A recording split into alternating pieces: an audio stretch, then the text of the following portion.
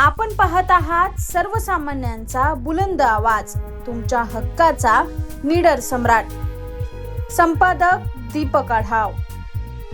महाराष्ट्र लोकसेवा आयोगाच्या औषध निरीक्षक भरती परीक्षेतील कथित पेपरफुटी प्रकरणाला आता अत्यंत नाट्यमय वळण मिळाले आहे. या प्रकरणात मूळ तक्रारदारानेच तक्रार बनावट होती असा दावा केल्याची माहिती समोर आल्याने खळबळ उडाली आहे. मात्र तक्रारदारावर मोठा दबाव आणून त्याच्याकडून हे लिहून घेण्यात आले असा गंभीर आरोप राष्ट्रवादी काँग्रेस शरदचंद्र पवार पक्षाचे आमदार रोहित पवार यांनी केला आहे.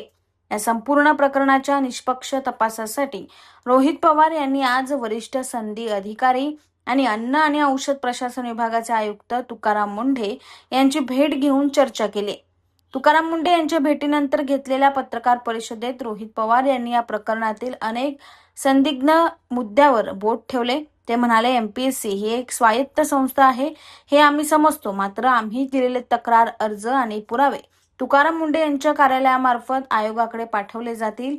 19 जुलै रोजी लोकेश पाटील आणि ऋषिकेश गांगर्डे या तरुणांनी तक्रार अर्ज दिला होता. मुंढे यांच्या कार्यालयाने तातडीने ते पुरावे आयोगाकडे वर्ग करून योग्य कारवाईची विनंती केली होती.